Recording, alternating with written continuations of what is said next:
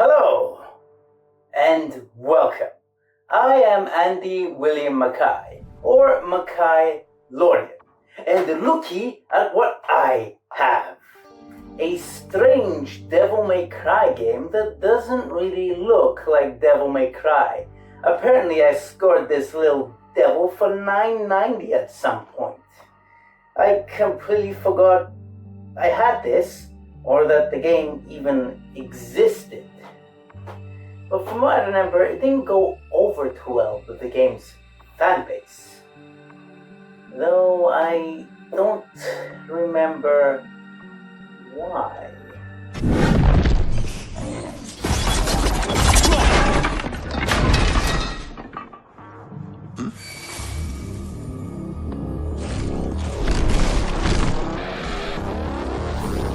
Not in a million years.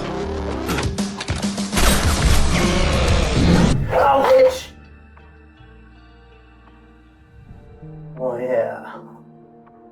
It's all coming back to me now. After Devil May Cry 4 was released upon the world and all was said and done, it ended up selling 3 million copies worldwide, a respectable sum considering it was the fourth entry into its franchise. From what I've noticed over the years, 3 to 5 million seems to be the average for successful long-running AAA game franchises. Capcom, however, didn't see it that way, as it was disappointed by the 3 million copies sold. Capcom, doing what any self-respecting soulless corporation trying to squeeze more money out of its core franchises would, strategized on recreating Devil May Cry but with a new Western audience in mind in order to attract some of that God of War cash money. Capcom, however, not being a Western developer, decided to outsource the job to one, Ninja Theory, with Tamim Andoniadis as the creative lead for this new Devil May Cry game. Destination set.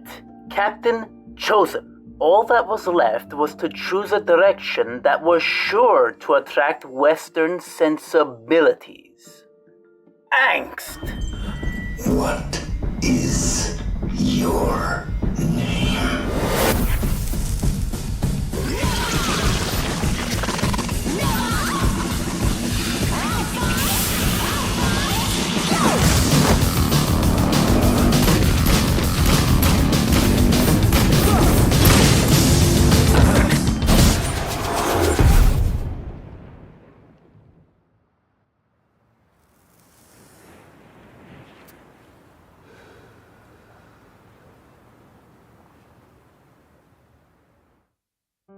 Needless to say, targeting the Shadow the Hedgehog and Dirge of Cerberus' fanbase 6 years after the mid-2000s edgy phase ended didn't go over too well with Devil May Cry's own fanbase.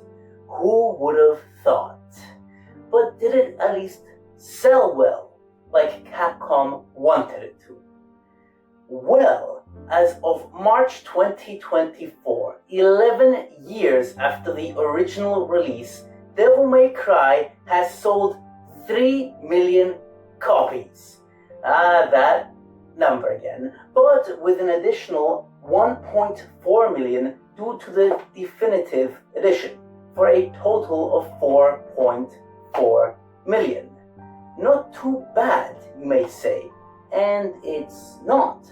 But if you consider that Devil May Cry 4, the whole reason this game was made, sold 3 million copies in its first year, it was ultimately a failure in replacing it. Dun dun dun! Better luck next time, Capcom. But enough of that. How is the game though?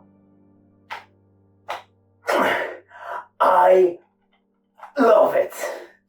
But not for the reasons you would think. This is the part where I would segue into the story, but there is no point in covering the story in detail due to how simple it is. In short, it can be described as edgy angst boy goes on destructive rampage to kill billionaire CEO. No, the story here isn't what's interesting. What's interesting is how it's presented to you. It's presented as an over-the-top, the establishment, rebellious punk power fantasy that misses its mark at all times. And I love it for it. We follow Dante, a half-angel, half-demon, wisecracking piece of shit who cares for no one and nothing. He spends all his days getting into pointless fights, getting drunk, and being a complete degenerate. A rebel without a cause, basically. Until he's given one to focus all his angst on by his long-lost twin brother, Virgil, who seems to be the decent one of the two, but on closer inspection has cracks to his character. Joining the brothers is Kat, a modern-day witch that uses squirrel sperm to cast her magic. As for how she gets it, I don't wanna know. Together, they aim to stop and overthrow the Demon King Mundus, disguised as your everyday rich CEO mogul type.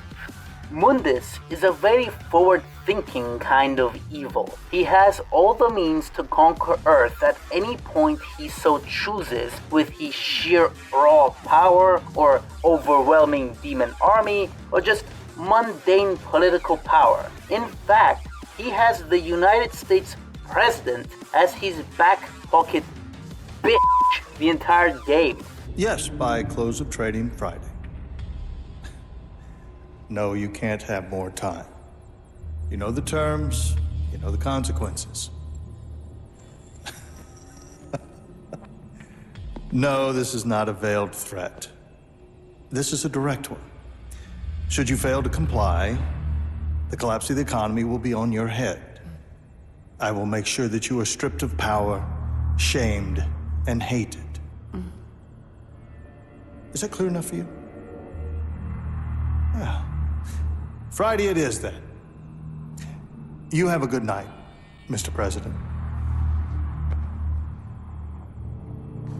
But he would rather force everyone into being corporate drones to raise his stock margins. Good old modern day capitalism. Even the king of demons has no choice but to go along with the soul-crushing evil of a 9-to-5. Mundus is a joy in this game. Any cutscene with him in it is a highlight. He is the type of villain that steals candy from a baby with a smug look of satisfaction. He also has this tendency to get distracted mid-conversation just to curse Dante for existing. It's amazing. Soon I will own everything worth owning. I will control the world through debt. I have absolute power. The world is at last your bitch. What's the matter? What's the matter? A loose end. A loose end, what? The son of the traitor Sparta, Dante. Him. He's still out there. The hunters will find him. They found Sparta and his whore. And when they do... I will rip open his chest with my bare hands and feast on his beating heart. That's the stage, these are the actors, and how they go about getting to their goals is the show. And here's a little about what the show is about. Resisting arrest, public nudity, vandalizing churches, getting into an all-out fight with a pregnant woman, and destroying a soda company.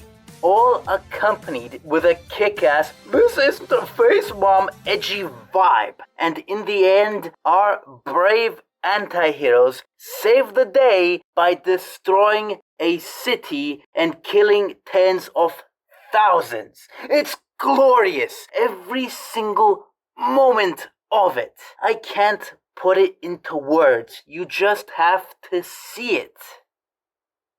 As for everything else in this game, it doesn't matter, as the whole goal of this game was to attract a wider audience.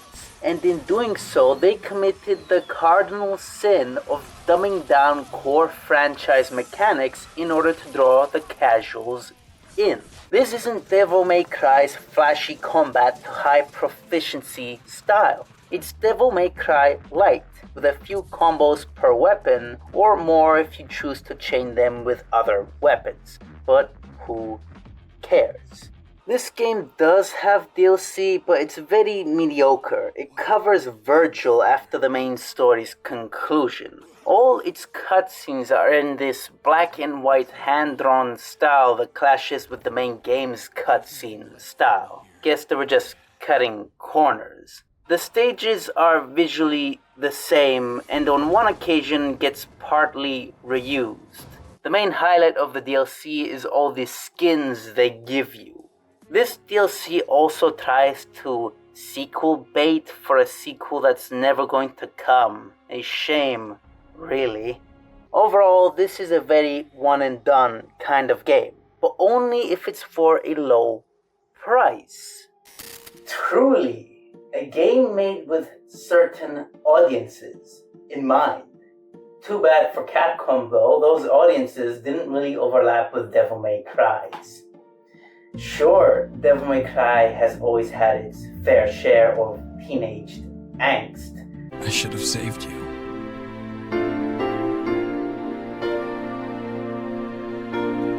I should have been the one to fill your dark soul with light!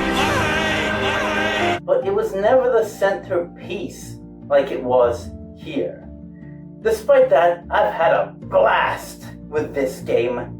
I think the reason for that is due to Devil May Cry 5's release, as the franchise has pivoted from this edgy direction and is now safe. As such, there's no reason to hate this game anymore. All that's left is to point at it and laugh.